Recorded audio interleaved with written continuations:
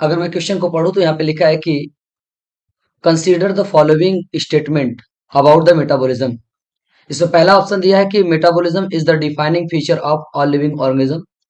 दूसरा ऑप्शन यहाँ पे दिया है कि N isolated metabolic reaction in vitro is a consider is the living. Third यहाँ पे स्टेटमेंट लिखा है कि metabolism can occurs in the non living और सिस्टम। और अब यहाँ पे क्या बताना है, which of the following above statement are correct. यहाँ पे तीन स्टेटमेंट लिखे गए हैं और यहाँ से पूछना चाह रहा है कि इनमें से कौन सा स्टेटमेंट यहाँ पे हमारा करेक्ट है।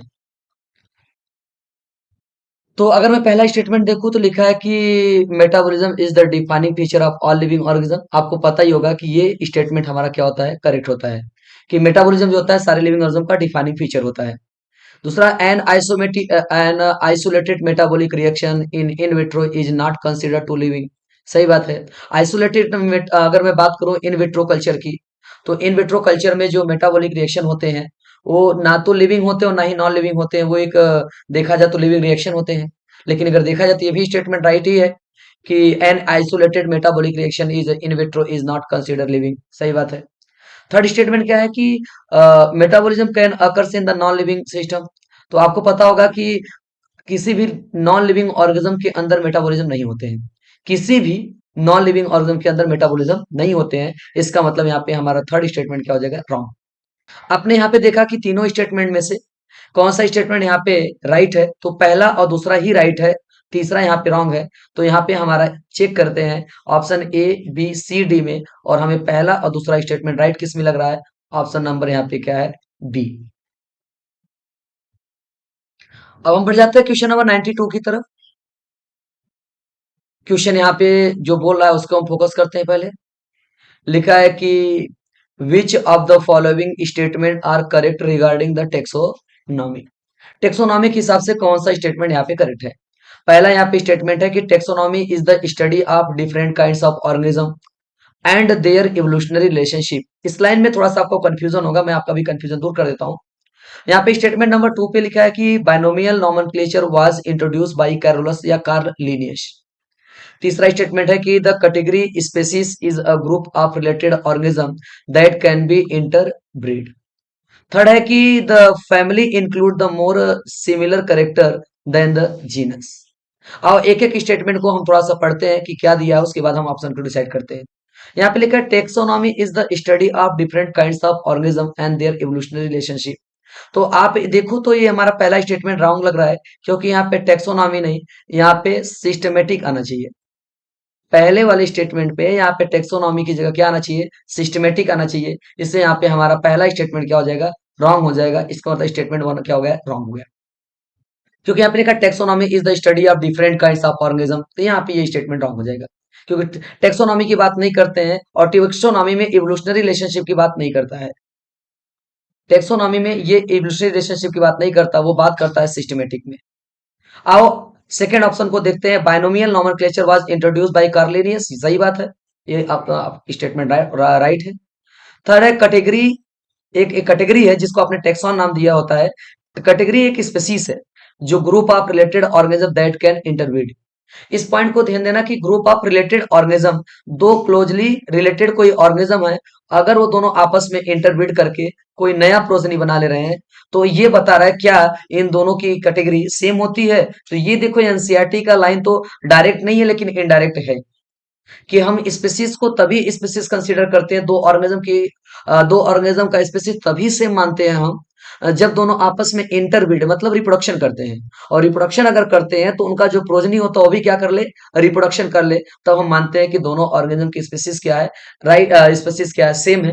इसका मतलब ये हमारा थर्ड स्टेटमेंट क्या है, राइट है। अगर फोर्थ स्टेटमेंट को देखो तो family include the more similar characteristic than the genus.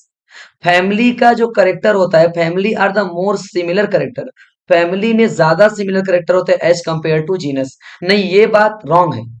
ये पॉइंट रॉन्ग इसलिए हो जाएगा कि वहां पे लिखा होता है जीनस में मोर करेक्टर सिमिलर होते हैं एज कंपेयर टू फैमिली, लेकिन यहाँ पे स्टेटमेंट क्या लिखा है, रॉन्ग लिखा है, उल्टा लिखा है कि फैमिली में ज्यादा करेक्टर सिमिलर होते हैं एज कंपेयर टू जीनस। नहीं, ये स्टेटमेंट रॉन्ग है, जीनस में सिमिलर करेक्टर ज्यादा होते हैं। मतलब अगर मैं देखूं तो मुझे पूछा क्या है क्वेश्चन में, राइट या करेक्ट इंफॉर्मेशन चाहिए उसको, टेक्सोनॉमी के अकॉर्डिंग। तो करेक्ट इंफॉर्मेशन मुझे सेकंड और थर्ड लग रहा है, और सेकंड और थर्ड देखो, इसका ऑप्शन क्या हो जाएगा, बी हो जाएगा। क्योंकि फर्स्ट और थर्ड क्या है, फर्स्ट और फोर्थ ऑप्शन हमारा यहाँ पे क्या है, रॉन्ग है। मैं बढ़ जाता हूँ नेक्स्ट क्वेश्चन, क्वेश्चन नंबर किसकी तरफ, 93 की तरफ। और 93 में देखें तो ये एक तरह से देखा जाए तो बड़ा सिंपल क्वेश्चन है, लेकिन अगर आप एनसीईआरटी का सीक्वेंस देख के चलोगे तो फिर आपको देखना पड़ेगा। यहाँ पे लिखा है कि identify the correct sequence of taxonomical category from. ये देखो यहां तक तो कोई दिक्कत नहीं है, यहाँ पे लिखा है कि करेक्ट सीक्वेंस बताना है टेक्सोनॉमिकल कैटेगरी का। लेकिन इसके बाद वाला पॉइंट अगर मैं इसको थोड़ा सा और हाईलाइट कर दूं, तो आप इस पॉइंट को पहचानो। यहाँ पे लिखा from higher to lower taxon. हमें हायर से लोअर टेक्सॉन की बात कर रहा है।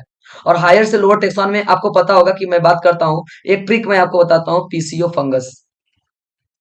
PCO fungus. और मेरा पूरा सीक्वेंस संडे से यहाँ पे क्या होता है कि क्या पीसीओ में लगा फंगस। तो क्या का मतलब किंगडम, पी का मतलब फाइलम, सी का मतलब क्लास, ओ का मतलब ऑर्डर, फ का मतलब फैमिली, ग का मतलब जीनस, स का मतलब स्पीसीज। ये हायर टू लोअर टेक्सॉन का कैटेगरी क्राइटेरिया होता है। अगर इसको उल्टा कर दोगे तो लोअर टू हायर हो जाएगा। जैसा कि पहला ऑप्शन देखो, पहले लिखा क्या है, species, genus, family, order, class, phylum, kingdom. अगर ये भी देखा जाए तो सीक्वेंस राइट है, लेकिन ये लोअर टू हायर जा रहा है। और हमारे क्वेश्चन में लोअर टू हायर नहीं, हायर टू लोअर पूछा है। इससे पहला वाला स्टेटमेंट क्या हो जाएगा, रॉन्ग हो जाएगा। ऑप्शन अगर मैं बी देखूं तो यहाँ पे लिखा है kingdom, phylum, class, order, family, genus, species. ये तो हमें राइट लग रहा है, क्योंकि यही लग रहा है कि क्या पी सी ओ में लगा फंगस। इसका मतलब बी वाला ऑप्शन हमें क्या लग रहा है, राइट लग रहा है। लेकिन हमें एक बार सी और डी को भी तो चेक करना चाहिए। यहाँ पे लिखा है किंगडम, क्लास, फाइलम, किंगडम के बाद डायरेक्ट क्लास, ये गलत है। फाइलम, क्लास, किंगडम, ये भी गलत है। इसका मतलब आंसर हमारा इसका क्या हो जाएगा, 93 का क्या हो जाएगा, बी हो जाएगा। आओ मैं आगे बढ़ता हूँ क्वेश्चन नंबर 94 की तरफ। क्वेश्चन नंबर 94 क्या बोल रहा है, पढ़ते हैं। Regarding the binomial nomenclature which of the following statement are the true. चलो मैं यहाँ पे बात करता हूँ, तो यहाँ पे लिखा है कि genus name is always written first, सही बात है। बाइनोमियल नोमेनक्लेचर में हम सबसे पहले जीनस का नाम लिखते हैं, और इसको स्टार्ट करते हैं कैपिटल लेटर से, जी। इसका मतलब ये फर्स्ट स्टेटमेंट क्या है, राइट है, क्योंकि जीनस का नेम पहले लिखते हैं और वो कैपिटल लेटर से ही स्टार्ट होता है। The species name start with capital, species, species मतलब स्पेसिफिक एपिथेट्स। और आपने एनसीईआरटी में देखा होगा, ये कैपिटल नहीं, ये स्मॉल लेटर होता है। इसका मतलब देख लो, यहाँ पे रॉन्ग लग रहा है। ये क्या लिखा है, written in italics and underline, ठीक है, और अंडरलाइन, ठीक है, ये तो ठीक है जो भी है। लेकिन यहाँ पे कैपिटल लेटर से नहीं लिखते हैं, इसको हम स्मॉल लेटर से लिखते हैं। Binomial nomenclature help in avoid confusion due to local name, सही बात है। बाइनोमियल नोमेनक्लेचर हमें लोकल नेम के कंफ्यूजन से अलग करता है, दूर रखता है। और अगला क्या है, scientific name are universal and independent language difference. ये भी बात क्या है, राइट है। साइंटिफिक नेम क्या होता है, यूनिवर्सल ही होता है, जो किसी दूसरी लैंग्वेज पे डिपेंड नहीं करता, उस पर डिपेंड नहीं होता है। इसका मतलब अगर मैं देखूं तो मुझे option number one, third and fourth लग रहा है। और वन, थर्ड एंड फोर्थ तो हमें कहां पे दिख रहा है, बी में दिख रहा है। इसका मतलब इसका आंसर क्या हो जाएगा, बी। बी मतलब second. Choose the correct statement about the taxonomical aids. चलो एक एक करके देखते हैं यहाँ पे स्टेटमेंट को। सही बात है, अगर मैं यहाँ पे करेक्ट स्टेटमेंट को पहचानूं तो लिखा है कि herbarium is the collection of dried, fresh and preserve plant. ये स्टेटमेंट हमारा क्या है, राइट है, कि हर्बेरियम में हम dried, pressed and preserve plant specimen का यूज करते हैं। अगला लिखा है botanical garden focus only only, आगे क्या भाई, on the conservation of rare plant species. नहीं नहीं नहीं नहीं नहीं नहीं, ये ऐसा नहीं होता भाई। रेयर प्लांट स्पेसिमेन को ही कंजर्व नहीं करते हैं, हम दूसरे प्लांट स्पेसिमेन को भी यहाँ पे कंजर्व करके उसके बारे में आइडेंटिफाई करना चाहते हैं। इसका मतलब ये क्या हो गया, हमारा रॉन्ग है।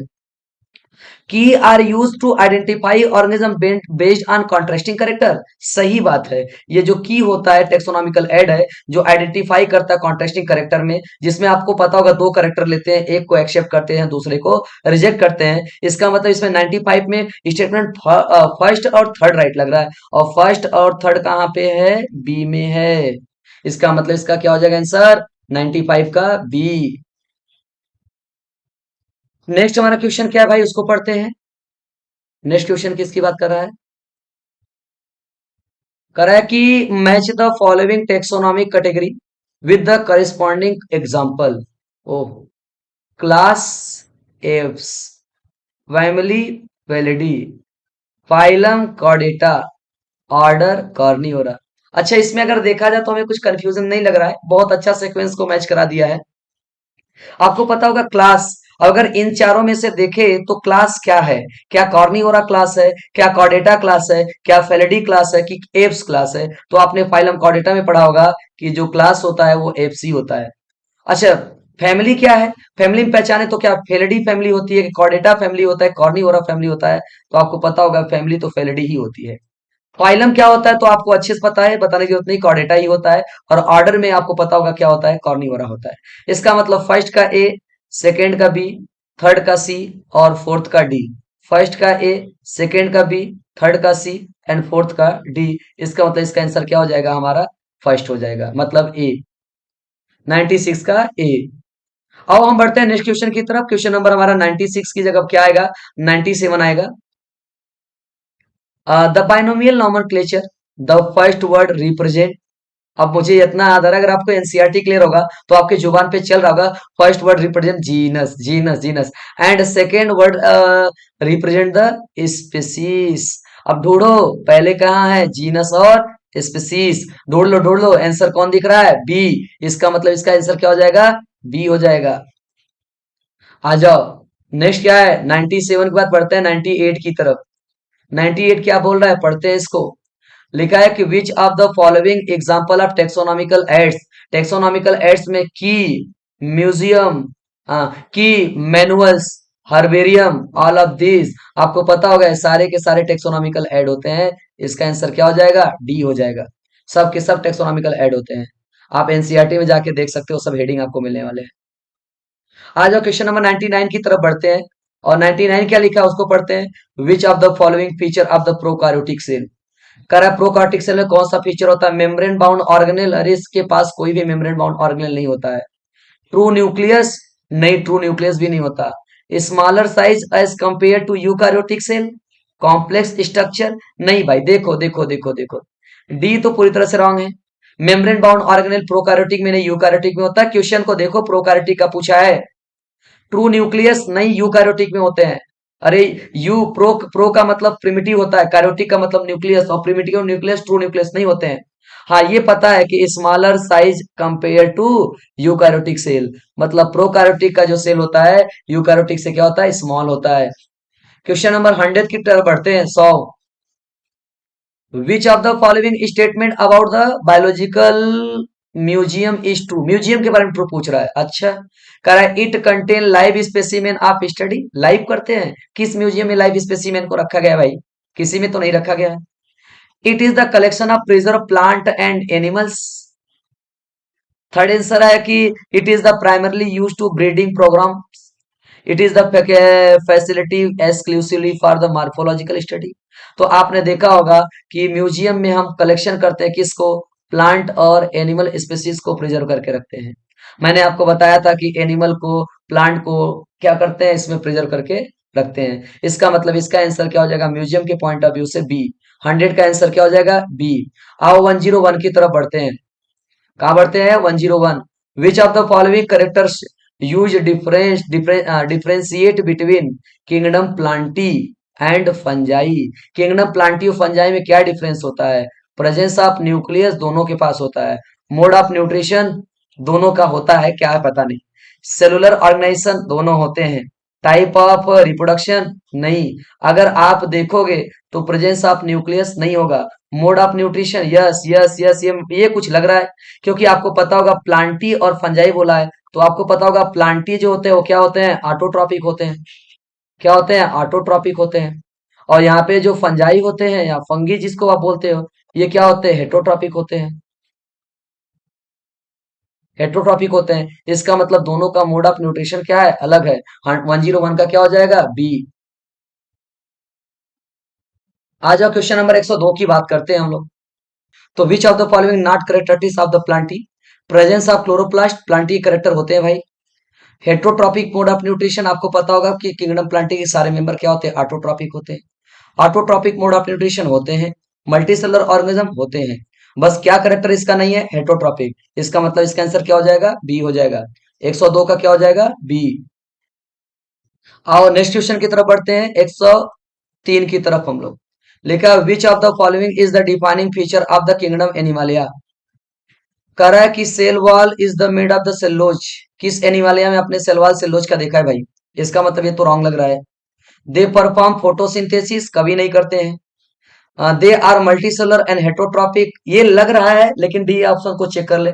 दे रिप्रोड्यूस ओनली एसेक्सुअल, ये भी रॉन्ग है भाई। इसका मतलब लग रहा है कि हमारा आंसर क्या हो जाएगा? सी हो जाएगा, क्योंकि आपको पता होगा कि एनिमालिया जो होते हैं वो मल्टीसेलर होते हैं और हेट्रोट्रॉपिक होते हैं। 103 का क्या हो जाएगा? सी। आ जाओ 104 की तरफ बढ़ते हैं, क्वेश्चन नंबर 104। 104 क्या लिखा है? Which of the following statement true about the kingdom protista. करा all member are unicellular and autotrophic. All member are unicellular, ये तो राइट है भाई, ये तो राइट है कि सारे के सारे मेंबर क्या होते हैं? यूनिसेलर होते हैं। लेकिन क्या सारे मेंबर ऑटोट्रॉपिक ही होते हैं? नहीं नहीं, ये ऑटोट्रॉपिक नहीं होते भाई। अगर आपको लगता है ऑटोट्रॉपिक है तो मैं आपको बोल बता दूं कि क्राइजोफाइट्स, डायनोफ्लैजलेट्स और यूग्नोइड्स के जो मेंबर होते हैं वही क्या होते हैं? ऑटोट्रॉपिक होते हैं। और आपको पता होगा स्लाइम मोड्स आपने पढ़ा होगा प्रोटिस्टा में, और प्रोटोजोआ पढ़ा होगा, ये लोग क्या होते हैं? हेटरोट्रॉपिक होते हैं। तो ये तो रॉन्ग हो जाएगा। ऑप्शन बी को पढ़ते हैं, दे आर प्रोकार्योटिक ऑर्गेनिज्म। नहीं भाई, ये प्रोकार्योटिक नहीं, यूकार्योटिक होते हैं। ये दोनों रॉन्ग हो गया। दे कैन बी यूनिसेलर, हाँ ये तो राइट है। प्रोटिस्टा यूनिसेलर होते हैं। यूकार्योटिक हाँ होते हैं। They are autotrophic or heterotrophic, ये बात तो राइट है भाई। ये ऑटोट्रॉपिक भी होते हैं और हेट्रोट्रॉपिक भी होते हैं। लेकिन हम फोर्थ को भी चेक कर लें, they reproduce only only only through the binary fission. नहीं भाई, इसके कुछ मेंबर बाइनरी फिजन से रिप्रोडक्शन करते हैं, लेकिन सारे प्रोटिस्टा करते हैं, ये बात तो गलत है ना। इसका मतलब 104 का क्या हो जाएगा? सी हो जाएगा आंसर। सारे मेंबर नहीं करते हैं। आजा भाई 105 की तरफ बढ़ते हैं, क्वेश्चन नंबर 105। लिखा है कि which of the following feature of the kingdom Monera. Monera का फीचर देखो, multicellular organism and complex tissue. क्या लग रहा है? ये सही है? नहीं। कौन सा आपने किस मोनेरा को मल्टीसेलर ऑर्गेनिज्म में पढ़ा है भाई? किस मोनेरा में आपने मल्टीसेलर पढ़ा है? किसी में नहीं, नहीं होते हैं। आ जाओ नेक्स्ट क्या है भाई? यहाँ पे लिखा है कि prokaryotic organism with the no true nucleus. ये तो राइट लग रहा है यार, कि किंगडम मोनेरा के बारे में पूछ रहा है और आगे बोल रहा है प्रोकार्योटिक ऑर्गेनिज्म हाँ होते हैं, और नो ट्रू न्यूक्लियस। हाँ यार, ये तो राइट लग रहा है, अभी राइट लग रहा है। अभी मैं चारों ऑप्शन को पहले चेक कर लेता हूँ। नेक्स्ट क्या बोला है? नेक्स्ट क्या बोला है? नेक्स्ट क्या बोला है? Eukaryotic organism with membrane bound organelle. कौन सा प्रोकार्योटिक यूकार्योटिक में आता है भाई? खुद ही बता रहा है किंगडम मोनेरा। और किंगडम मोनेरा किस में आता है? प्रोकार्योटिक में। और प्रोकार्योटिक यूकार्योटिक कहां से हो जाएगा? अगला क्या है? Organism that reproduce only sexual. नहीं भाई, नहीं नहीं, ओनली सेक्सुअल कहां से? सेक्सुअल, एसेक्सुअल, फिजन, कई टाइप के रिप्रोडक्शन होता है। आपको पता होगा कि प्रोटिस्टा के मोनेरा के मेंबर मेनली फिजन से रिप्रोडक्शन करते हैं। इसका मतलब इसका आंसर हमारा क्या लग रहा है? क्या लग रहा है? ए तो नहीं है, सी भी नहीं है, डी भी नहीं है, क्या है? बी। आंसर इसका क्या हो जाएगा? बी। 105 का B.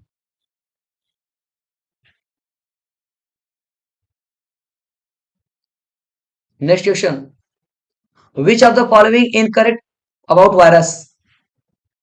They are obligate parasite. नहीं नहीं, ये नहीं नहीं नहीं, ये बात तो राइट है भाई। वायरस जो होते हैं ऑब्लिगेट पैरासाइट होते हैं, एनसीईआरटी में ढूंढ लो।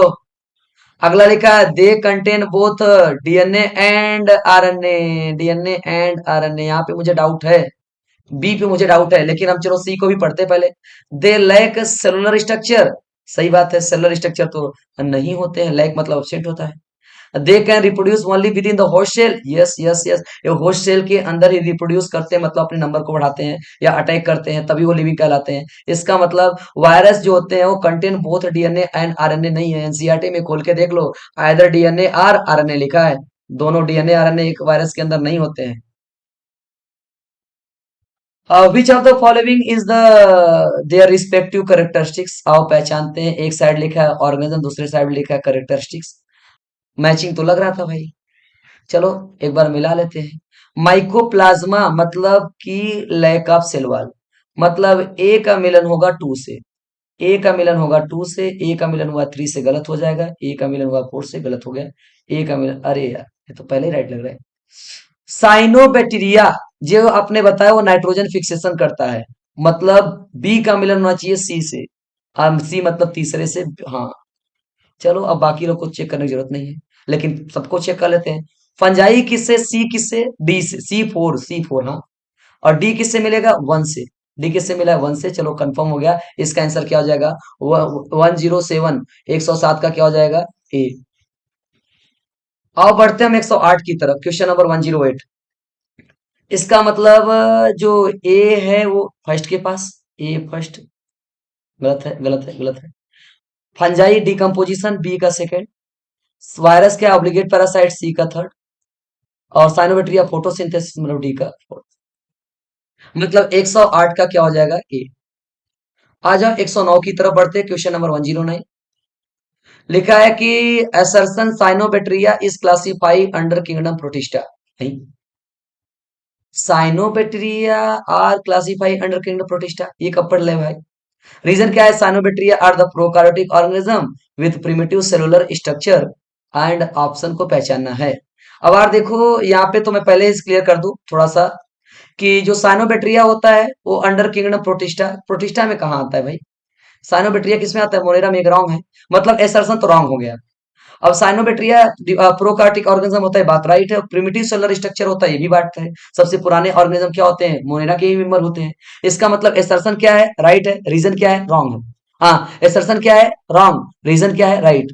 बोथ एसर्सन रीजन ट्रू गलत है। बोथ एसर्सन जो ट्रू गलत है। एसर्सन ट्रू, एसर्सन ट्रू, नहीं नहीं, एसर्सन रॉन्ग है।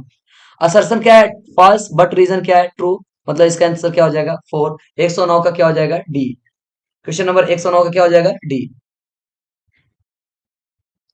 अगला है असर्शन की बात करें तो bacteria play a major role in nitrogen fixation.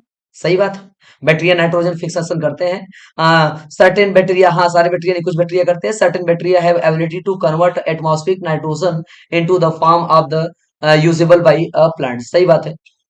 कुछ बैक्टीरिया जो होते हैं, ये क्या होता है कि नाइट्रोजन का फिक्सेशन करते हैं। इसमें आपने ध्यान से देखना है कि इसका एसर्शन भी राइट है और रीजन भी राइट है, और एसर्शन के अकॉर्डिंग रीजन भी राइट है। इसका मतलब ए हो जाएगा आंसर। इस बोथ ए एंड आर, मतलब assertion and reason are true, और reason is the correct explanation of assertion. मतलब 110 का क्या हो जाएगा? ए हो जाएगा। आ जाओ क्वेश्चन नंबर 111 की तरफ बढ़ते हैं। क्वेश्चन नंबर 111 क्या लिखा है? Which of the following is the not characteristic feature of pteridophyta. Pteridophyta में प्रेजेंस ऑफ वस्कुलर टिश्यू, भाई होते हैं vascular tissue. Formation of seed, seed का फॉर्मेशन तो शायद नहीं होता है।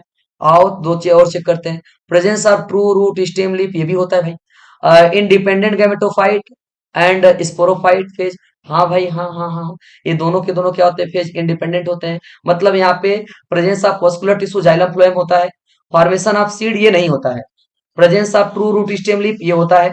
इंडिपेंडेंट गेमेटोफाइट एंड स्पोरोफाइट मैंने आपको पढ़ाया था और बताया भी था कि टेडोफाइट में गेमेटोफाइट और स्पोरोफाइट कंडीशन दोनों क्या होते हैं? इंडिपेंडेंट होते हैं। इसका मतलब हमसे क्या पूछा? राइट की रॉन्ग? हमसे पूछा है नॉट करेक्टरिस्टिक, कौन सा करेक्टर नहीं है? तो बी वाला इसका करेक्टर नहीं है।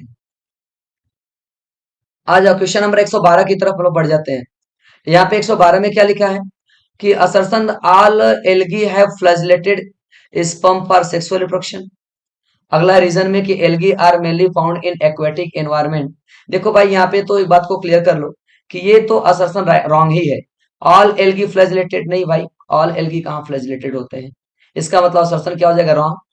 Algae are mainly found in the aquatic environment. Mainly aquatic बोला है, मेराइन भी नहीं बोला। एक्वेटिक मतलब पानी में, और आपको पता होगा मेजॉरिटी ऑफ एल्गी कहाँ मिलते हैं? एक्वेटिक में मिलते हैं। और इसका मतलब है असर्शन क्या है? फॉल्स, और रीजन क्या है? ट्रू। इसका मतलब हमारा आंसर क्या हो जाएगा? डी हो जाएगा। 112 का क्या हो जाएगा आंसर? डी। 112 क्या होगा? डी। लिखा है कि the plant body of bryophyta typically spore bryophyta sporophyte dominant with true root stem leaf. Wrong है भाई। Gametophyte dominant with lack root stem leaf. Sporophyte dominant with the क्या लिखा? Vascular tissue.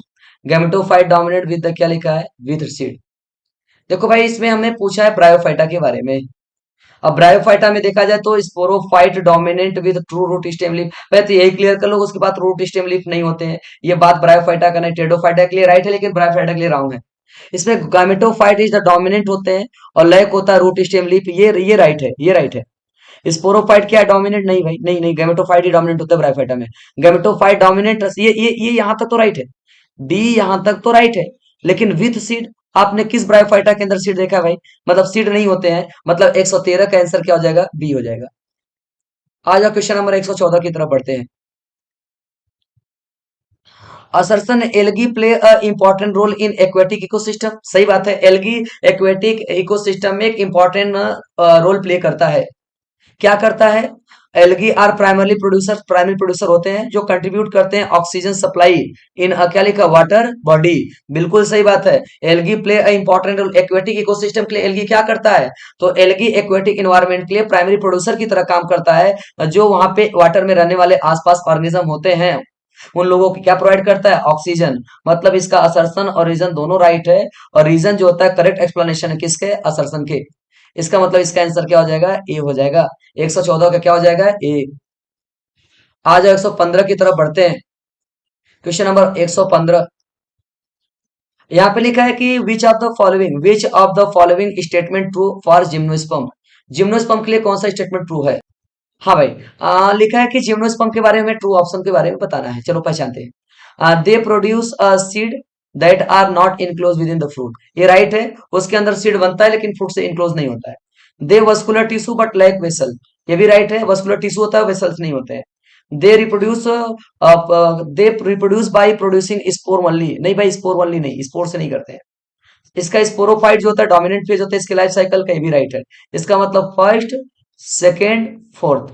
First second fourth मतलब A option. Question number 116 की तरफ आ जाते हैं। लिखा है कि select the correct statement of angiosperm. Angiosperm produce a seed that are enclose in the fruit. Angiosperm produce करते सीड को जो ढके होते फ्रूट के अंदर। राइट है भाई, राइट है, राइट है। Angiosperm exhibit the double fertilisation. सही बात है, डबल फर्टिलाइजेशन भी होता है। एंजियोस्पर्म में both xylem and phloem with a vessel element. ये भी राइट है। Angiosperm produce a spore for reproduction. इसी से मिलता जुलता जिम्नोस्पर्म एंजियोस्पर्म के लिए। देखो बेटा, पहला स्टेटमेंट तो राइट है, हमसे राइट ही पूछा, करेक्ट पूछा है। तो angiosperm produce seed, seed produce करता है जो कि इंक्लूड होता है फ्रूट के अंदर। राइट है। एंजियोस्पर्म एक्सबिट डबल फर्टिलाइजेशन, आपको पता होगा डबल फर्टिलाइजेशन भी होते हैं। एंजियोस्पर्म में बोथ क्या लिखा है? जाइलम एंड फ्लोएम होते हैं और साथ में वेसल्स के एलिमेंट भी होते हैं। सही बात है। एंजियोस्पर्म में क्या स्पोर का फॉर्मेशन होता है? स्पोर के थ्रू नहीं भाई, स्पोर नहीं बनते, गैमेट बनते हैं। इसका मतलब फर्स्ट सेकेंड थर्ड राइट है। मतलब फर्स्ट सेकेंड थर्ड मतलब आंसर क्या हो जाएगा? ए। आ जाओ 117 की तरफ बढ़ते हैं। Question number 117। Which of the following statement correct for the pteridophyta. Correct, pteridophyte have the well defined या वेल डेवलप्ड मस्कुलर टिश्यू। सही बात है। The gametophyte phase of the dominant in pteridophytes. Pteridophyte is the reproduced by spore and do not produce seed. Pteridophyte do not have the root stem leaf. नहीं। आओ check करते हैं भाई। लिखा है कि टेरिडोफाइट के बारे में करेक्ट बताना है। करेक्ट, टेरिडोफाइट है the well develop muscular tissue. हाँ, वेल डेवलप मस्कुलर टिश्यू होते हैं भाई, जाइलम फ्लोएम होते हैं। Gametophyte phase is the dominant. नहीं नहीं नहीं नहीं नहीं नहीं, गैमेटोफाइट नहीं, ये यहाँ पे स्पोरोफाइट होना चाहिए। डोमिनेंट फेज जो होता है टेरिडोफाइटा का स्पोरोफाइट होता है। Pteridophyte reproduce by spore and do not produce a seed. सही है। Pteridophyta do not have the root stem leaf. ये रॉन्ग है। मतलब लग रहा है कि first and third. First and third मतलब 117 क्या हो जाएगा? ए। ध्यान देना इस बात को भाई, टेरिडोफाइटा में आप एनसीईआरटी खोल के चेक कर सकते हो। टेरिडोफाइटा में एक बात ध्यान देना, टेरिडोफाइटा में जो गैमेटोफाइट होता है वो डोमिनेंट नहीं होता है, स्पोरोफाइट डोमिनेंट होते हैं। आ जाओ 118 नंबर पे चलते हैं भाई क्वेश्चन के। लिखा है कि identify the correct regarding the gymnosperm and angiosperm. अब जिम्नोस्पर्म एंजियोस्पर्म दोनों के बारे में बताओ भाई, कौन सा करेक्ट है? Both produce seed. हाँ यार, ये तो राइट राइट लग रहा है, दोनों सीड बनाते हैं। Both undergo alternation of generation. हाँ, अल्टरनेशन ऑफ जनरेशन दोनों होता है। Both have the reduce gametophyte generation. सही बात है, गैमेटोफाइट जनरेशन रिड्यूस होता है। गैमेटोफाइट जनरेशन का मतलब गैमीट, गैमीट बहुत कम टाइम के लिए इसके अंदर होते हैं क्योंकि इसकी प्लांट बॉडी स्पोरोफाइट होती है। स्पोरोफाइट मतलब 2n। गैमेटोफाइट जनरेशन इसका रिड्यूस होता है, बहुत कम टाइम के लिए गैमेटोफाइट कंडीशन रहते हैं। अगला है फोर्थ में क्या लिखा है? Both depend on water for fertilization. अरे हम एल्गी ब्रायोफाइटा थोड़ी पढ़ रहे हैं, हमें किसके बारे में जानना है? जिम्नोस्पर्म एंजियोस्पर्म के बारे में। दोनों सीड प्रोड्यूस करते हैं, राइट है। दोनों के अंदर अल्टरनेशन ऑफ जनरेशन होता है, ये भी राइट है। दोनों में रिड्यूस होता है गैमेटोफाइटिक जनरेशन, ये भी राइट है। लेकिन दोनों वाटर पे डिपेंड होते हैं फर्टिलाइजेशन के लिए, रॉन्ग है। इसका मतलब 118 का भी क्या हो जाएगा? ए। 118 का क्या है? ए। आ जाओ क्वेश्चन नंबर 119 की तरफ बढ़ जाते हैं हम लोग। क्वेश्चन नंबर 119 क्या बोल रहा है दुनिया वालों, पढ़ो।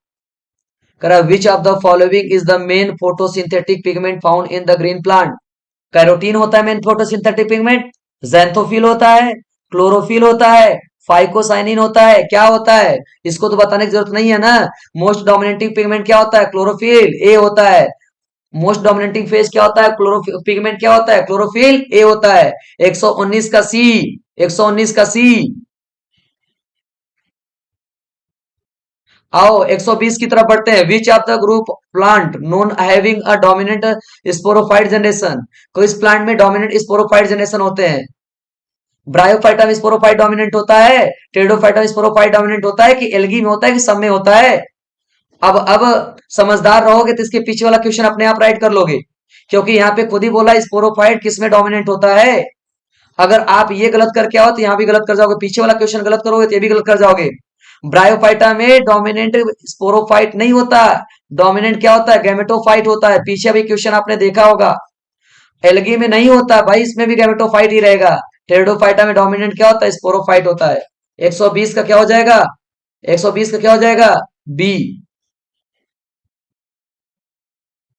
चलो, चलो नेक्स्ट क्वेश्चन पे आते हैं भाई। क्वेश्चन क्या है हमारा? अगला है 121। The body the plant body of organism with the head thorax abdomen is the characteristics of the, क्या लिखा है? Which group. अच्छा एक बात को बताओ भाई, अभी मेरे पास बहुत सारे मैसेज आ रहे हैं, उसमें लिखा है सर आज का पेपर टफ था, आज का पेपर टफ था। कुछ क्वेश्चन है लेंदी, लेकिन बाकी सब सेम है। हर टाइप के क्वेश्चन को ऐड किया गया है। अभी मैं जब 2 4 10 क्वेश्चन राइट कर रहा हूँ या फिर पीछे से देखते चला रहा हूँ, उतना ज्यादा टफ नहीं है, कुछ क्वेश्चन है थोड़े से लेंदी। चलो वो तो हर टाइप का क्वेश्चन तो अपने को बनाना ही पड़ेगा, सीखना ही पड़ेगा। अगला हमारा क्या है भाई यहाँ पे? The plant body of the organism with the head thorax abdomen is the which of the group. क्या एनालिडा में हेड थोरैक्स एब्डोमेन होता है? क्या मोलस्का में हेड थोरैक्स एब्डोमेन होता है? क्या आर्थ्रोपोडा में हेड थोरैक्स एब्डोमेन एब्डोमेन होता है? कि निडेरिया में होता है? तो आपको तो पढ़े होगे, अगर आर्थ्रोपोडा पढ़ेगा तो आपको तुरंत याद आ रहा होगा कि हेड थोरैक्स एब्डोमेन बोल रहा है। हेड थोरैक्स एब्डोमेन, एब्डोमेन ये किसका कैरेक्टरिस्टिक फीचर होता है? आर्थ्रोपोडा में। अब एक बात क्लियर कर लो, एनिलिडा में हेड थोरैक्स एब्डोमेन नहीं होता। मोलस्का में आर्ट आपने पढ़ा है head muscular foot visceral hump, head muscular foot visceral hump. इसका मतलब मोलस्का का बी, मोलस्का में B head foot muscular hump. लेकिन हमें क्वेश्चन में ये नहीं बोला है, बोला है हेड थोरैक्स एब्डोमेन। इसका आंसर क्या हो जाएगा? सी। आर्थ्रोपोडा में ही हेड थोरैक्स एब्डोमेन होते हैं। आ जाओ नेक्स्ट क्वेश्चन की बात करते हैं। कौन सा क्वेश्चन है भाई? Question number 122।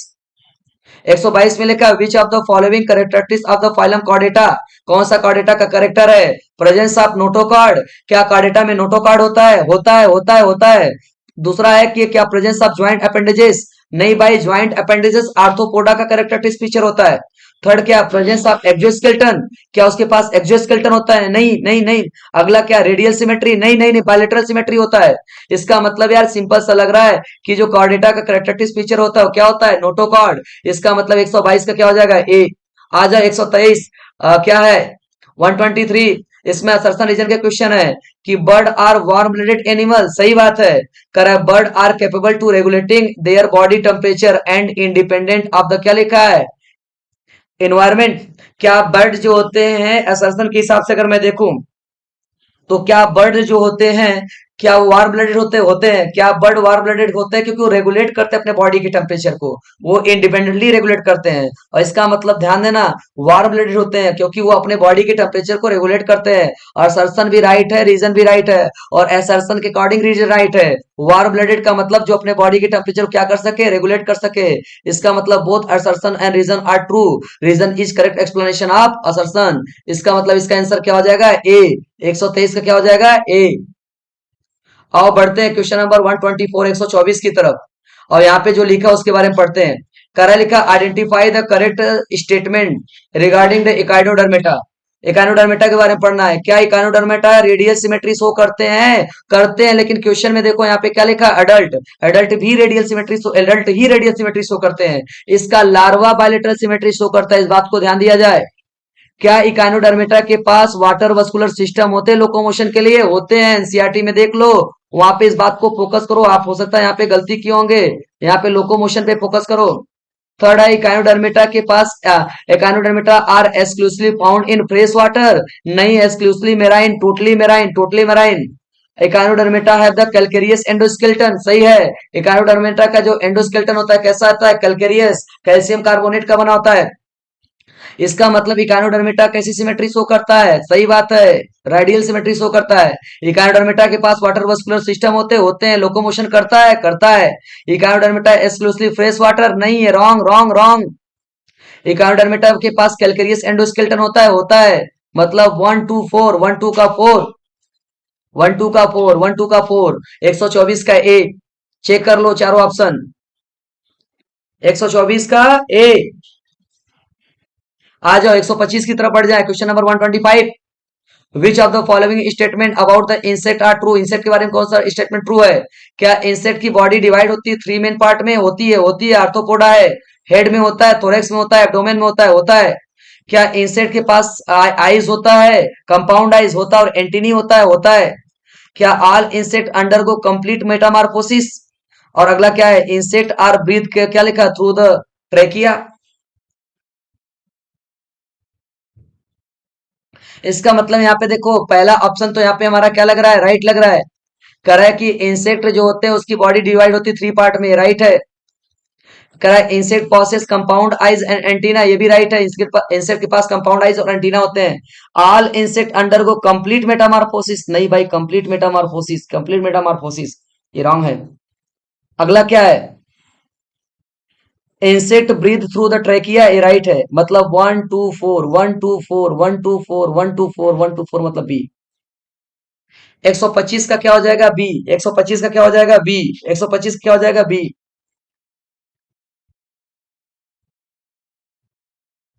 आ जाओ क्वेश्चन नंबर 126। क्वेश्चन नंबर 126 लिखा है कि identify the correct statement regarding the Annelida. Annelida के पास बॉडी सेगमेंटेड होती है। एनेलिडा के पास ट्रू सीलोम होता है। एनेलिडा के पास बायलेटरल सिमेट्री होती है।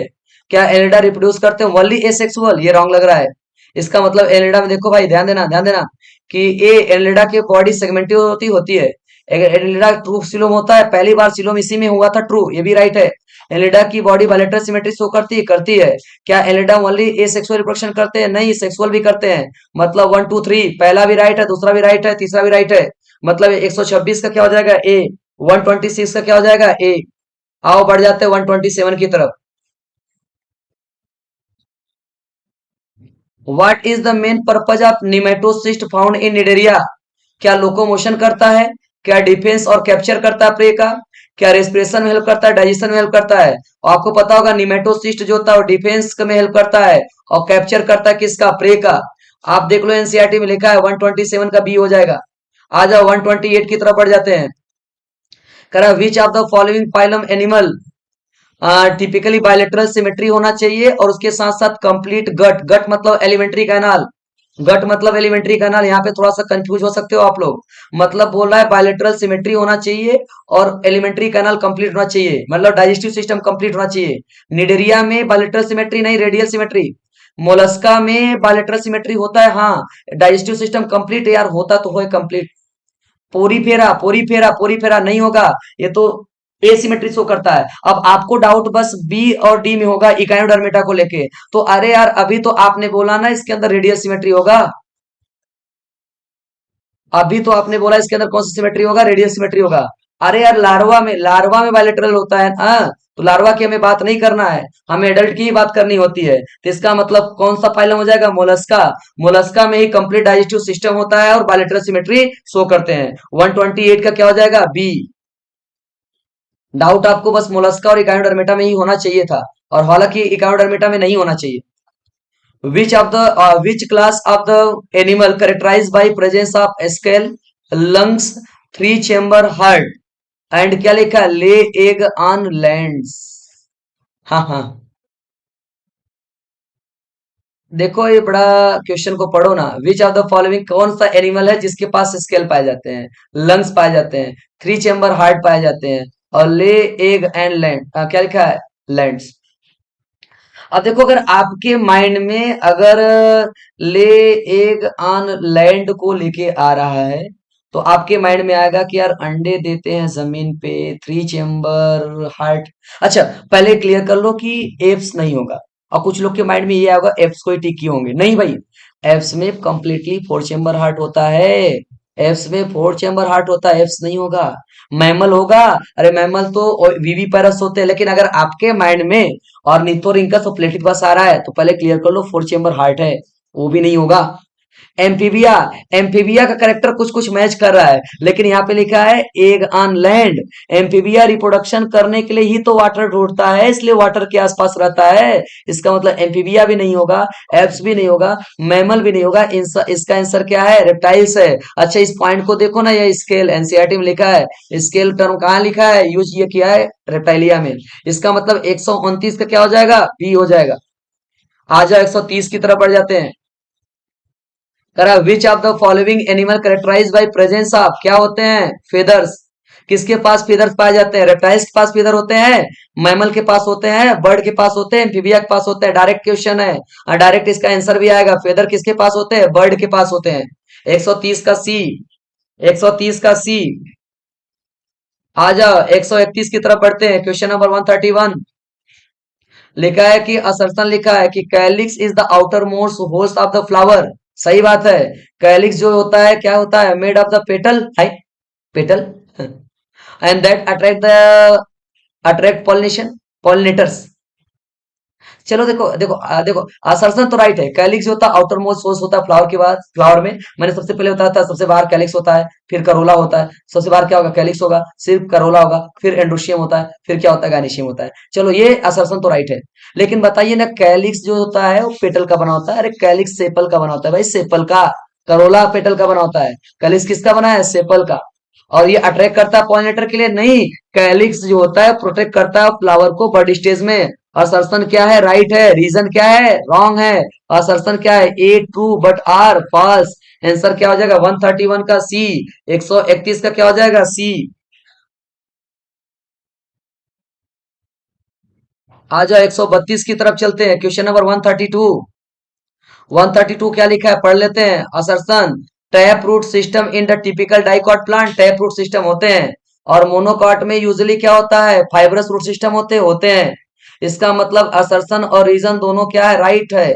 लेकिन यहाँ पे लिखा है reason is correct explanation of the assertion, for explanation for A, नहीं। असर्सन और रीजन राइट है, लेकिन इसका करेक्ट एक्सप्लेनेशन नहीं है। इसका मतलब इसका आंसर क्या हो जाएगा? बी। 132 का क्या हो जाएगा? बी। आ जाओ 133, 133 का लिखा है assertion, root cap protect the growing tip of root. Root cap responsible for nutrient absorption. देखो, रूट कैप तो प्रोटेक्ट करता है,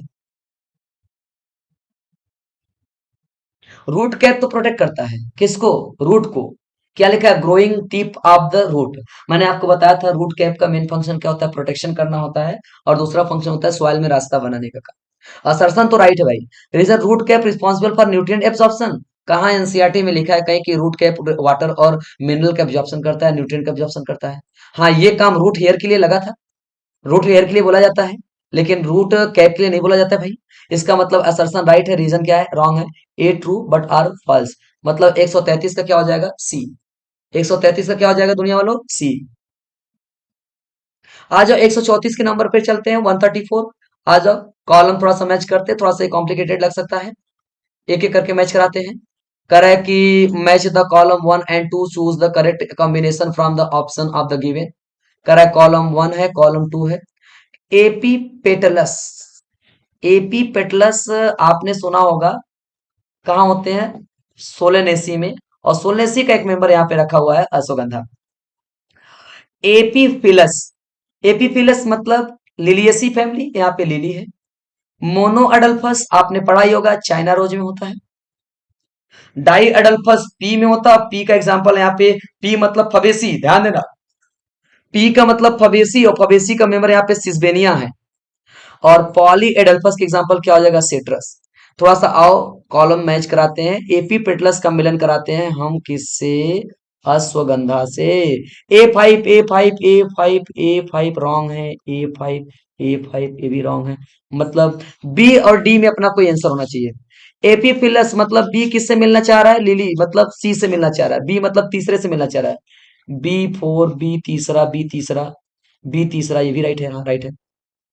आजा मोनोडल्फस चाइना रोज, सी दूसरे से मिलना चाह रहा है, सी दूसरे से मिल रहा है, सी दूसरे से मिल रहा है। अभी तक चलो क्लियर कर लो, ए नहीं हो सकता है आंसर, सी नहीं हो सकता है, लेकिन अभी बी और डी में डाउट है। डाई अडल्फस का एग्जांपल पी मतलब सिस्बेनिया। डी का वन, एक बार मैच कराओ, डी4 हो सकता है क्या? डाई अडल्फस सिट्रस, नहीं नहीं नहीं नहीं, पॉलीडल्फस होता है, पॉलीडल्फस सिट्रस होता है। पॉलीडल्फस कहाँ जाएगा? सिट्रस के पास, मतलब ई फोर आंसर नंबर क्या हो जाएगा? डी। 134 का क्या हो जाएगा? डी। 134 का क्या हो जाएगा? डी।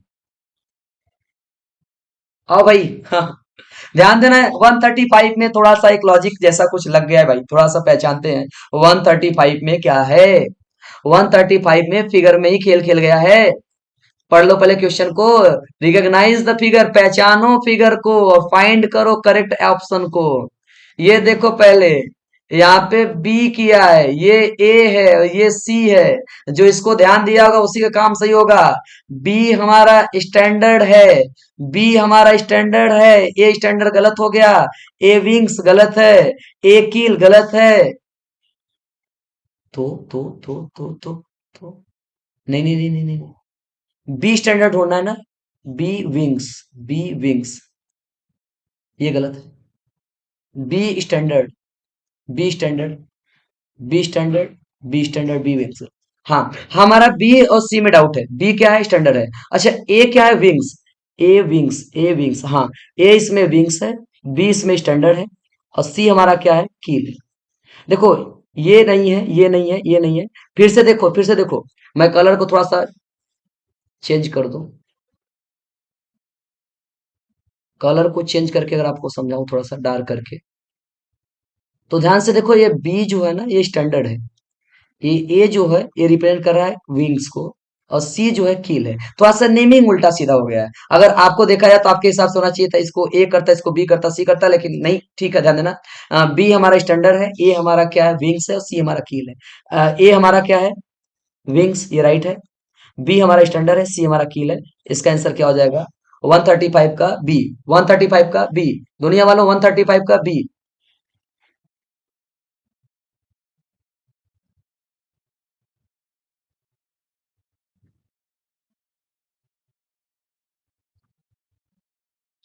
नेक्स्ट क्वेश्चन बढ़ते हैं भाई। क्वेश्चन नंबर हम लोग पढ़ते हैं 136 की तरफ, 136 की तरफ। 136 क्वेश्चन क्या लिखा पढ़ते हैं कि expression of gynoecium is apocarpous, apocarpous implies. Apocarpous, apocarpous आपको एक ट्रिक बताया था, आप लो मेरी रोज, आप लो मेरी रोज। Correct, gynoecium comprises only one pistil. अरे भाई, एपोकार्पस तब आएगा जब मल्टी कार्पेलरी होगा, मल्टी कार्पेल होगा। और मल्टी कार्पेल में हम डिसाइड करते हैं कि वो सीन कार्पस है कि एपोकार्पस है। ध्यान देना, मल्टी कार्पेल होना चाहिए, इसका मतलब gynoecium comprise only one pistil. अगर वन पिस्टिल है तो मोनोकार्पेलरी, और इसमें हम डिसाइड नहीं कर पाते एक एपोकार्पस है सीन कार्पस, ये रॉन्ग है। Correct, gynoecium comprises the more than one carpel, हाँ सही है, सही है, सही है। लेकिन ऑल विच आर फ्री, अगर ये फ्री है तो मैंने बताया था कि एपोकार्पस फ्री ही होते हैं। Gynoecium comprises the more than one carpel, और क्या होता है? फ्यूज नहीं, अगर ये कार्पेल एक से ज्यादा है तब ये राइट होगा, ये राइट है। लेकिन यहाँ पे लिखा है कार्पेल फ्यूज, कार्पेल अगर फ्यूज होते तो सीन कार्पस कहलाता है, एपोकार्पस नहीं होते हैं। Gynoecium comprises only one carpel with, तो क्या लिखा? विच फ्री, नहीं। इसका आंसर क्या हो जाएगा? बी। गायनेशियम में क्या होता है? एक से ज्यादा कार्पेल होते हैं, और कार्पेल क्या होते हैं? फ्री होते हैं, तभी वो क्या कहलाता है? एपोकार्पस कहलाता है। Question number 137। आज भाई क्वेश्चन नंबर किसकी बात करते हैं? 137। कर रिकॉग्नाइज द, क्या लिखा? Figure and find out correct matching लिखा है। अब थोड़ा सा मैचिंग कराते हैं भाई इसमें। ए जो है ना, ये ए जो होता है वो एंडोस्पर्म होता है। ए एंडोस्पर्म नहीं, ए एंडोस्पर्म की तरफ जाते हैं, ए एंडोस्पर्म, ए एंडोस्पर्म, ए एंडोस्पर्म, ए एंडोस्पर्म। अब होता है बी जो होता है एलुरोल लेयर होता है। तो देखते ढूंढते बी एलुरोल लेयर कहाँ है। बी जो है एलुरोल लेयर है, बी जो एलुरोल लेयर है, बी एलुरोल लेयर। अरे यहाँ पे तीन तीन ऑप्शन, नहीं नहीं, ये रॉन्ग हो गया। मतलब सी और डी में है, ए एंडोस्पर्म, बी एलुरोल लेयर। सी जो होता है स्कोटेलम, सी जो होता है स्कोटेलम, सी जो होता है वी स्कोटेलम, इस विट्रोलम। क्या बात है भाई। डी जो होता है ऊपर बने बताता है, पी पी एक साथ, आर आर एक साथ। कोलियोप्टाइल के पास plumule, D plumule, D plumule, D plumule, D plumule. D क्या है? Coleoptile, coleoptile. डी क्या हो जाएगा? कोलियोप्टाइल। और ई क्या हो जाएगा? कोलियोराइजा। इसका मतलब आंसर क्या लग रहा है? सी। पहले एक बार रीचेक करते हैं। क्या बी एलुरोल लेयर है? हाँ एलुरोल लेयर है। क्या ए एंडोस्पर्म है? हाँ एंडोस्पर्म है। क्या सी स्कोटेलम है? हाँ सी स्कोटेलम है। क्या डी कोलियोप्टाइल है? हाँ डी कोलियोप्टाइल है। क्या ई कोलियोराइजा है? हाँ ई कोलियोराइजा है। मतलब इस ए 137 में क्या हो जाएगा? सी हो जाएगा।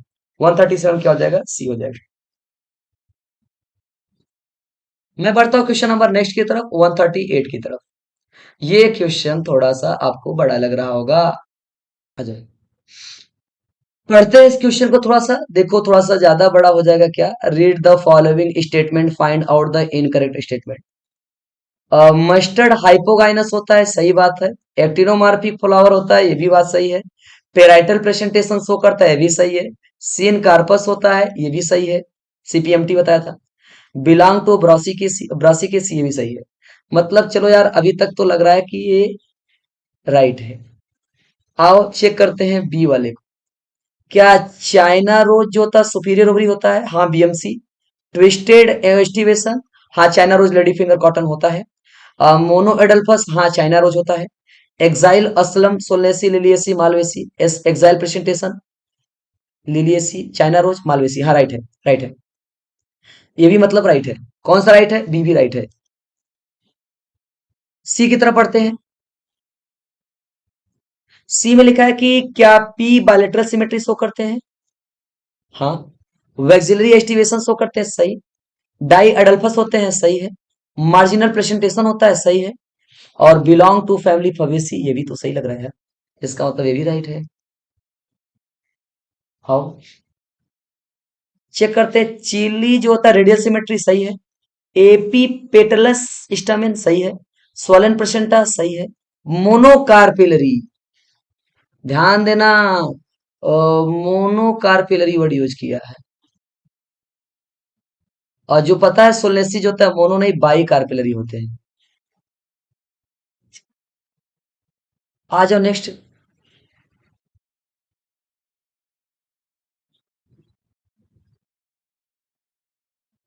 लिलियसी एक्टिनोमार्फिक होते हैं, हाँ। एक्साइल प्रेजेंटेशन होते हैं। Imbricate aestivation, imbricate. Tricarpellary, trilocular. Belong to family liliaceae, imbricate aestivation. Liliaceae में एम्ब्रिकेट कौन सा एस्टिवेशन? लिलियसी में जो एस्टिवेशन होता है कैसा होता है? वॉल्वेट होता है। इसका मतलब हमें लग रहा है कि हमारा जो आंसर है वो ये रॉन्ग है, ये रॉन्ग है, मतलब दो रॉन्ग है। अब दो रॉन्ग कहाँ लग रहा है? डी में लग रहा है। मेरे हिसाब से 138 का क्या होना चाहिए? डी होना चाहिए। 138 का क्या है? डी है। चेक करना, बड़ी मजेदार क्वेश्चन है। पूरी फैमिली को एक साथ मिला दिया गया है। 138 के बाद आ जाओ 139। 139, 138 बहुत अच्छा क्वेश्चन है भाई, देख लेना। थोड़ा लेंदी था, लेंदी क्या ज्यादा लेंदी हो गया, लेकिन आपको पूरा ट्विस्ट, पूरा टॉपिक को याद दिला देगा। करा which of the following region root responsible for the growth in the length. क्या region of meristematic, region of elongation, region of maturation, root cap. अरे यार इसका तो आपको सिंपल पता है कि इसका क्या होता है? इलोंगेशन होता है जो ग्रोथ कराता है। 139 का बी होता है जो ग्रोथ कराता है, रीजन ऑफ इलोंगेशन। क्या होगा? 139 का B, reason of elongation.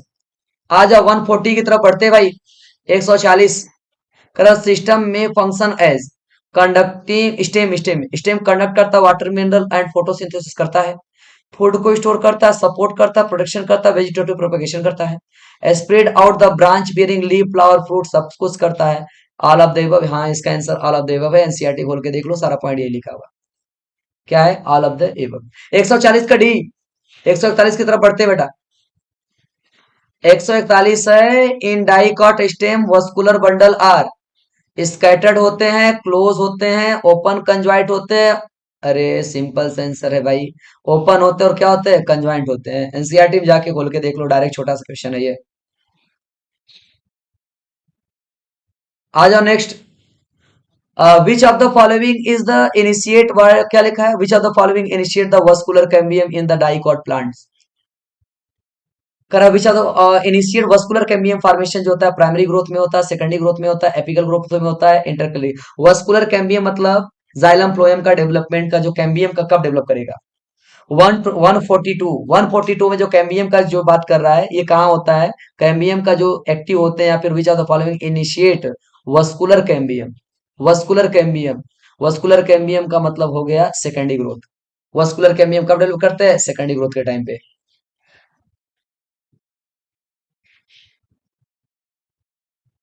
Which of the following tissue provide the mechanical support to the young dicot stem. Which of the following provide mechanical support young stem. अरे यार, parenchyma, collenchyma, स्टेनकाइमा, phloem. बच्चों वाला question है, NCERT में जाके देखो। Collenchyma में लिखा है पेटियोल ऑफ लीफ, और क्या लिखा है, यंग स्टेम। विच, अगला क्या है, question number 144। Which structure regulate the gases exchange in leaf.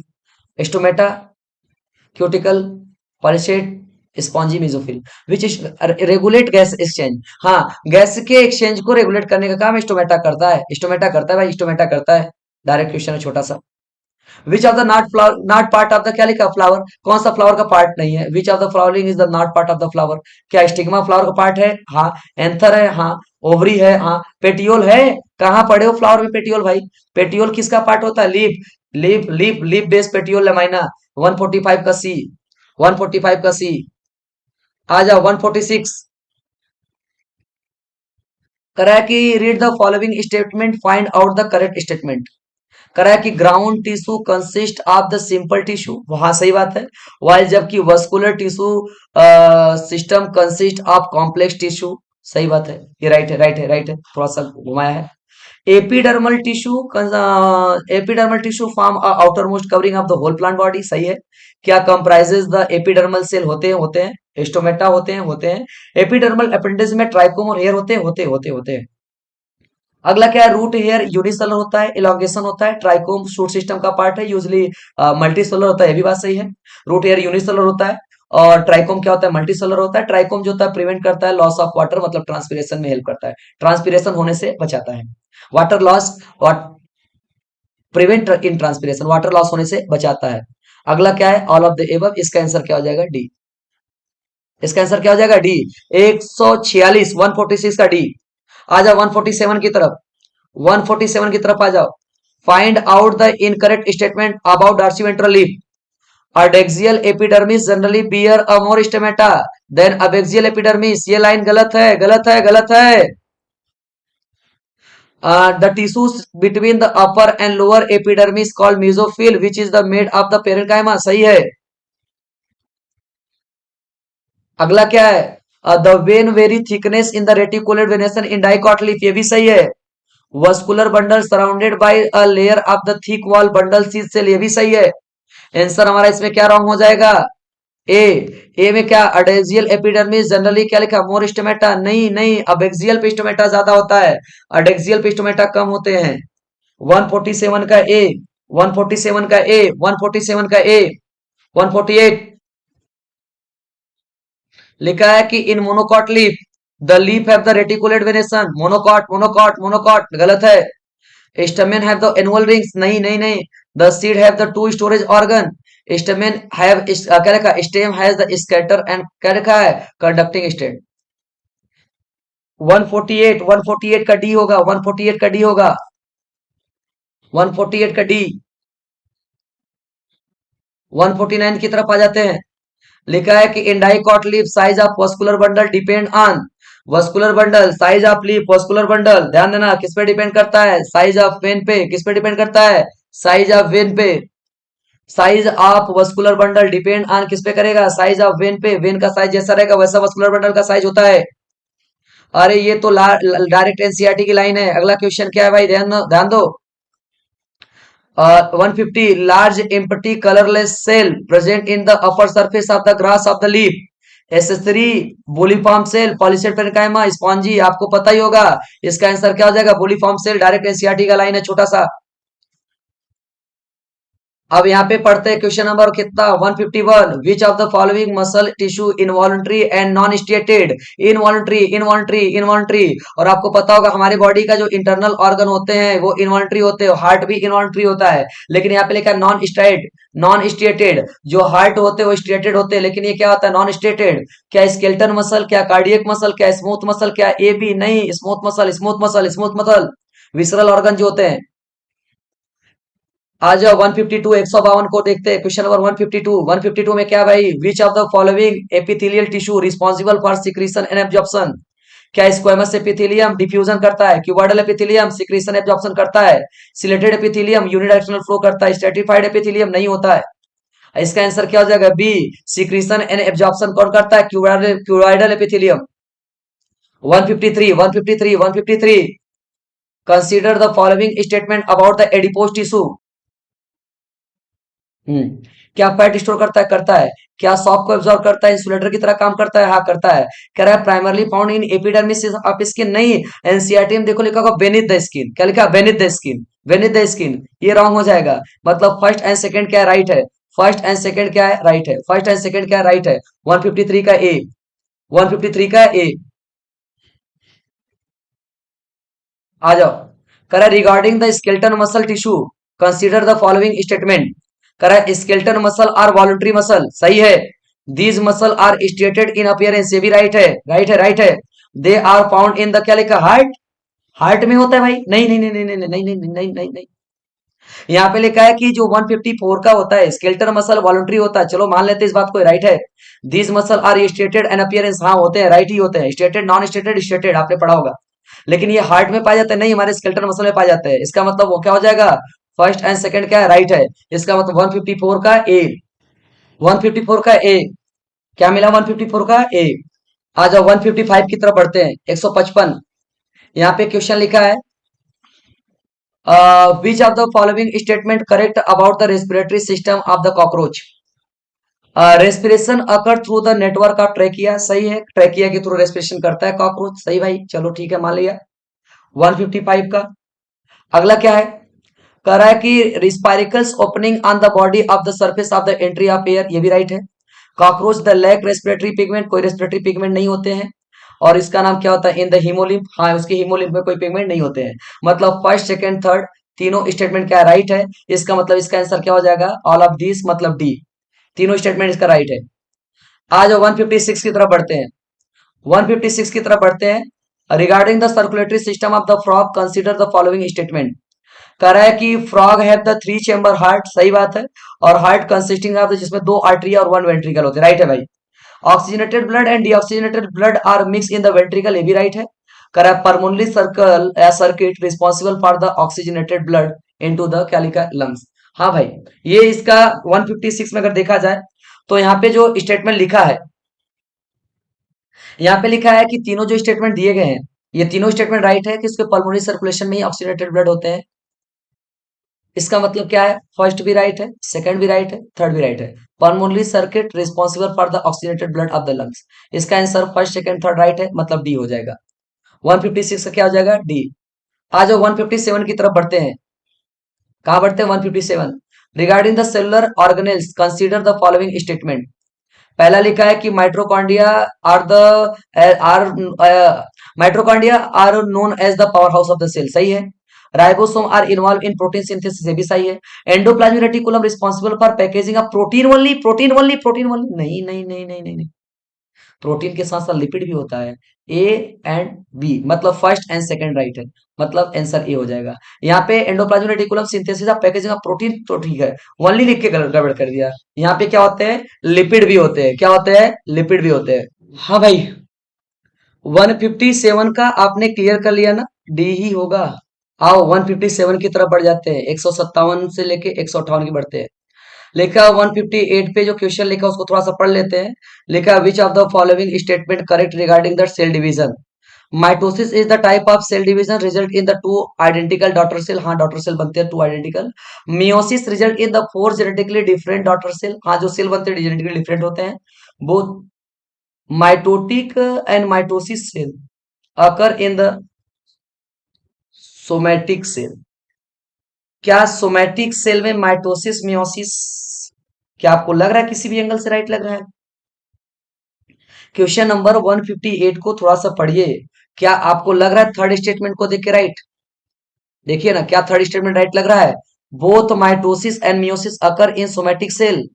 नहीं, सोमैटिक सेल में ओनली क्या होता है, यहाँ पे ध्यान देना, सोमैटिक सेल में मियोसिस नहीं होता, जर्म सेल में होता है। इसका मतलब फर्स्ट एंड सेकंड राइट है, फर्स्ट एंड सेकंड राइट है। 158 का ए, इसका सोमैटिक सेल नहीं जर्म सेल होना चाहिए, तब राइट हो सकता था। 159, question number 159, which of the following statement correct about the nucleus? करा the nucleus is the control center of the cell, right है। करा it contain nucleolus where the ribosome synthesis occur। हाँ, nuclear envelope impermeable to the all the substance. क्या सारे substance के लिए nuclear membrane इम्परमिबल होता है? नहीं भाई, नहीं भाई, परमिबल होता है कुछ के लिए। न्यूक्लियर आर द कंट्रोल, ये राइट है। कंटेन अ न्यूक्लियोलस, क्या सही बात है, न्यूक्लियस में न्यूक्लियोलस होते हैं, राइबोसोम की सिंथेसिस होती है। इसका मतलब 159 का ए हो जाएगा। 159 का क्या हो जाएगा? ए। 159 क्या हो जाएगा? ए। थर्ड वाला स्टेटमेंट रॉन्ग हो जाएगा। अगला क्या है? अगला क्या है? क्वेश्चन नंबर 150, 150 का 160 कह रहा है कि consider the following statement regarding the cytoskeleton. कह रहा है cytoskeleton provide the shape and support to the cell. सही है, सही लग रहा है। कह रहा है it is the made of the microfilament, intermediate filament and microtubule, ये भी सही लग रहा है। Cytoskeleton involve in only cell division, ये तो अलग लग रहा है भाई। बाकी दोनों तो स्टेटमेंट राइट है, चलो कोई दिक्कत नहीं है। पहला स्टेटमेंट राइट है कि जो साइटोस्केलेटन होते हैं सेप को क्या होता है, सेप प्रोवाइड करते हैं और सपोर्ट करते हैं, सही है। और ये माइक्रोट्यूब्यूल, इंटरमीडिएट फिलामेंट, माइक्रोफिलामेंट रट्टा मरवाया था, याद है साइटोस्केलेटन में एम एम एम ऐसा कुछ बोला था। इसका मतलब फर्स्ट सेकंड राइट है, थर्ड क्या हो जाएगा? रॉन्ग हो जाएगा। A and first and second मतलब ऑप्शन नंबर ए। 160 का ए, 160 का ए। आ जाओ 161 की तरफ बढ़ते हैं। यहाँ पे लिखा है कि read the following statement, find out incorrect. कह रहा है प्रोकार्योटिक जनरली स्मॉलर, सही है, multiply more rapidly than eukaryotic, ये भी तो राइट लग रहा है यार। Glycocalyx could be loose sheath होगा तो स्लाइम लेयर बोलते हैं in some, while in the other अगर उसे क्या बोलते हैं? Capsule. Plasma membrane of prokaryotic structurally dissimilar in the eukaryotic cell. Chromatophore are the membrane extension into the cytoplasm of cyanobacteria which contain a pigment। देखो अगर इसमें तीनों option को पढ़ो और आपको देखो 161 की अगर बात करें तो सी ऑप्शन ही आपको अलग लग रहा है, बाकी सारे आंसर क्या है? राइट है। सी ऑप्शन ही क्या है यहाँ पे? रॉन्ग है। यहाँ पे लिखा है ना कि सेल मेम्ब्रेन, सेल वॉल भी नहीं बोल रहा, सेल मेम्ब्रेन बोल रहा है। सेल मेम्ब्रेन जो होता है प्रोकार्योटिक का स्ट्रक्चरली क्या है? डिसिमिलर होते हैं, स्ट्रक्चरली डिसिमिलर, स्ट्रक्चरली डिसिमिलर। इसका मतलब यही इनकरेक्ट है, बाकी सारे क्या है? करेक्ट है। 162, 162, यहाँ पे पढ़ते क्वेश्चन को थोड़ा सा एक बार। लिखा है कि read the statement of the, find out the correct statement. कह रहा है prokaryotic and eukaryotic flagella structurally similar, cilia work like ore and comparatively smaller than the flagella, सही है। The ore of the cilium or flagella are called, इसे क्या बोलते हैं? Exonym. Central tubule are connected by the interdoublet bridge and enclosed by the central sheath। Central sheath of the connected one of the tubules and the peripheral doublet and radial spoke are there is the 9 radial spoke होते हैं। Peripheral doublet are also interconnected by linker। पहला option दिया है कि prokaryotic and eukaryotic, prokaryotic and eukaryotic flagella are structurally similar. Structurally similar नहीं होते भाई, structurally dissimilar होते हैं। स्ट्रक्चरली क्या होते हैं? डिसिमिलर होते हैं। पहला ऑप्शन क्या हो जाएगा? ये रॉन्ग हो गया। अब यार अगर ए रॉन्ग है तो पहले ढूंढ लो ए किस में नहीं है, इसका मतलब ये तो नहीं होगा। अब ये अपने को ये इसमें डाउट है। चलो यहाँ पे लिखा है कि सिलिया वर्क लाइक और comparatively smaller than the flagella, ये तो बी तो राइट है, चलो बी तो राइट है, बी राइट है, ये भी नहीं, ये भी नहीं, चलो इसमें डाउट है। कह रहा है कि बी हो गया। अगला पॉइंट क्या है? सी वाले पॉइंट को अगर देखें तो लिखा है कि, the core of the cilium and flagellum are called से axoneme. Cilium and flagellum core को हम लोग क्या बोलते हैं? एक्सोनिम बोलते हैं।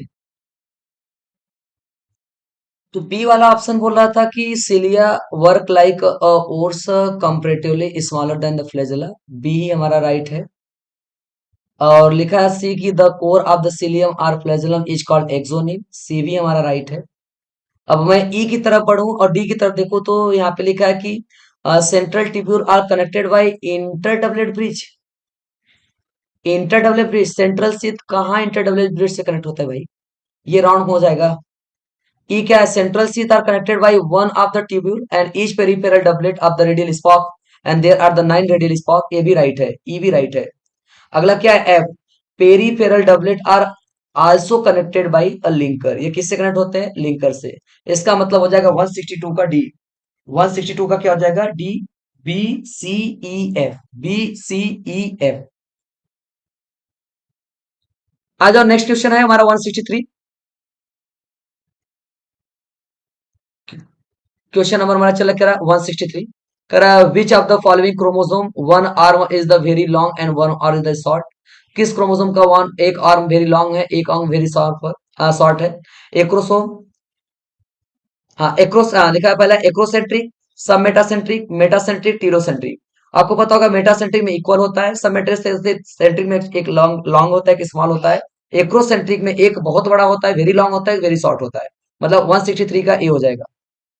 आज 164 की बात करते हैं।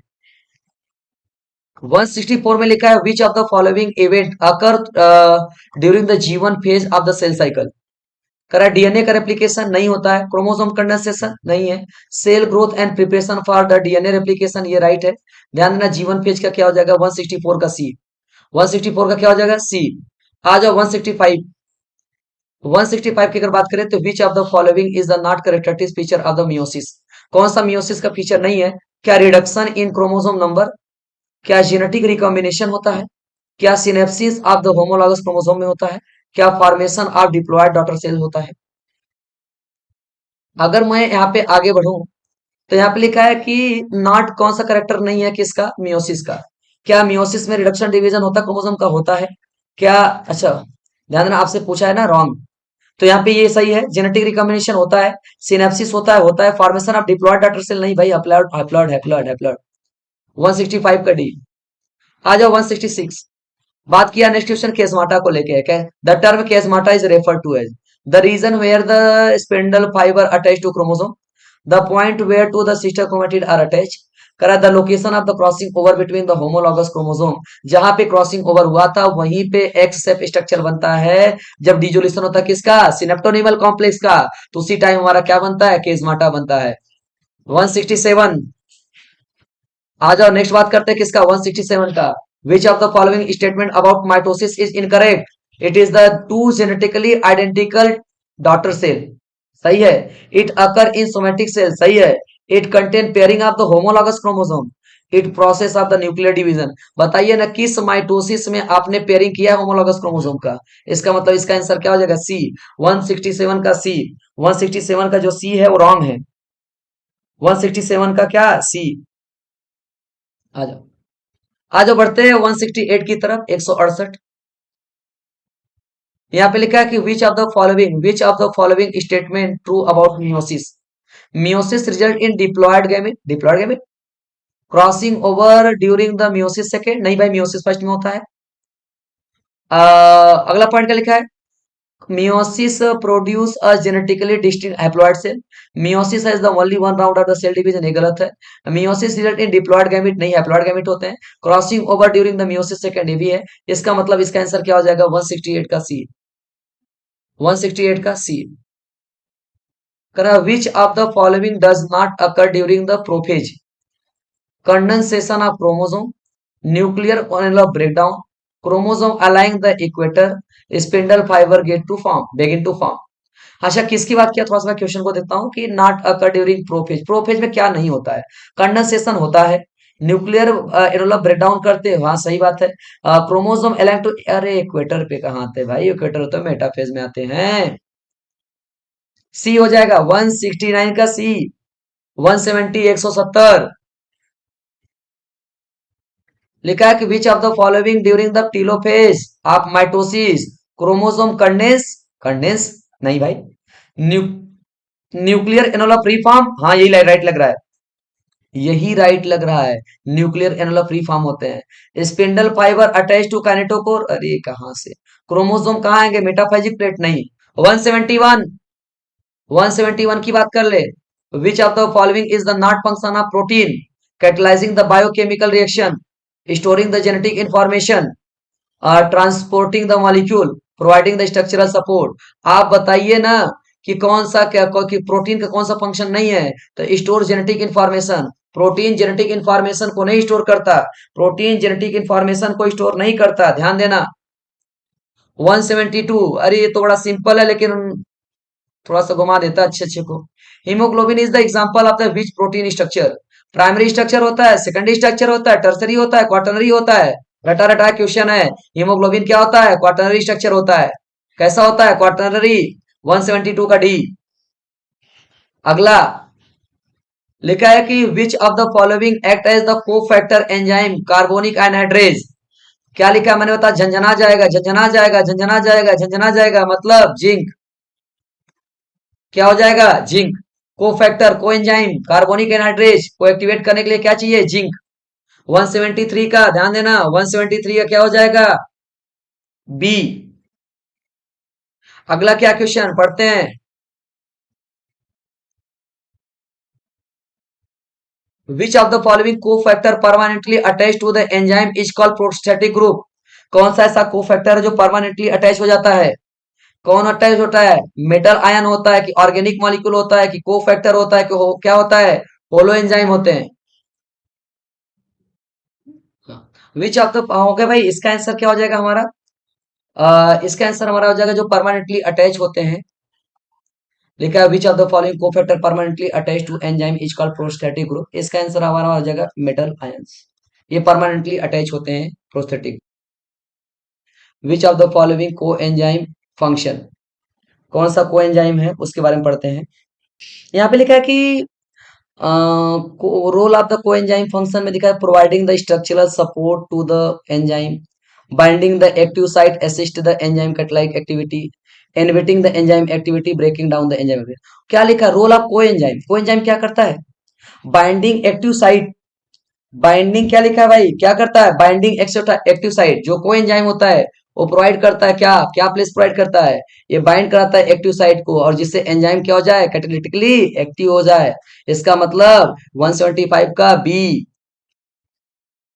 नेक्स्ट क्या है, 176, 176, विच of the following statement out the incorrect, incorrect पहचानना है। ऑयल है the lower melting point, gingelly oil, हाँ इसलिए वो क्या होता है, वो ऑयल ही रहता है विंटर में, सही है। Adenosine, guanosine, guanosine, guanosine. तो मैंने यहाँ पे देखो जो ये रेड कलर का अंडरलाइन किया, आप लोग इसको फोकस करो भाई। यहाँ पे लिखा है कि एडिनोसिन, ग्वानोसिन, सही है। साइटोसिन, साइटोसिन नहीं, साइटिडीन होता है। तो इसका आंसर देखो यार, सबसे बड़ी बात यह है ना कि आप लोग को थोड़ा सा कंफ्यूजन होगा। आप अब इसका आंसर जो होता है, इसका जो रॉन्ग आंसर है, देखो अभी हमें यहाँ से पता चल गया कि 176 का यहाँ पे साइटोसिन नहीं साइटिडीन होना चाहिए, इसलिए यहाँ पे रॉन्ग हो जाएगा। बाकी सब राइट है, आप चेक कर लो, सी भी राइट है, डी भी राइट है। यहाँ पे साइटोसिन की जगह साइटिडीन होना चाहिए था। क्लियर है, क्योंकि ये प्यूरिन नहीं पायरिमिडिन में आते हैं। 176 का बी, 176 का बी, 176 का बी। आ जाओ लास्ट, नेक्स्ट क्वेश्चन हमारा है, यहाँ पे लिखा है कि इनुलिन की बात कर रहा है। अब आपको पता होगा कि इनुलिन जो होता है पॉलीमर किसका होता है, फ्रक्टोज का होता है। इनुलिन किसका पॉलीमर होता है, फ्रक्टोज का होता है। 78 क्वेश्चन की बात करें तो during the mitosis number of chromosome in daughter cell remain same as the parental cell. सही बात है, mitosis involve in equational division, replicated chromosome equally distributed into the two daughter cell. इसका मतलब बेटा ध्यान देना कि इसका असर्शन भी राइट है, रीजन भी राइट है, और इसका आंसर क्या हो जाएगा, ई हो जाएगा। असर्शन और रीजन दोनों राइट है। क्वेश्चन नंबर सेकंड लास्ट की बात करें तो सेकंड लास्ट हमारा ये है कि during the phase of the meiosis crossing over occur, किस फेज में क्रॉसिंग ओवर होता है, आपको पता होगा प्रोफेज फर्स्ट होता है। क्रॉसिंग ओवर किस में होता है, वो लेप्टोटीन, जाइगोटीन, पैचिटीन, पैचिटीन कहाँ होता है, प्रोफेज वन में होता है। लास्ट क्वेश्चन है कि क्वेश्चन नंबर लास्ट अगर हमारा अगर इसको पढ़े तो इसका सिंपल सा आंसर हो जाएगा क्वेश्चन नंबर लास्ट क्या बोल रहा है, एक बार पढ़ लेते हैं। कह रहा है कि meiosis arrangement of the homologous chromosome as equatorial plane occur during. कह रहा है कि इक्वेटोरियल मियोसिस में कौन है कि होमोलॉगस क्रोमोसोम इक्वेटर पे कब आते हैं? इक्वेटर पे आएंगे, होमोलॉगस क्रोमैटिड नहीं क्रोमोसोम लिखा है, और होमोलॉगस क्रोमोसोम कहाँ आते हैं? प्रोफेज फर्स्ट में ही आएंगे। कहा कह रहा कौन सा फेज? प्रोफेज नहीं भाई, ध्यान देना, यहाँ पे क्या होगा इसका आंसर? Metaphase first. क्या हो जाएगा आंसर इसका? Metaphase first. मेटाफेज फर्स्ट में ही जो होमोलॉगस क्रोमोसोम होते हैं वो कहाँ पे आता है? इक्वेटोरियल लाइन पे आते हैं।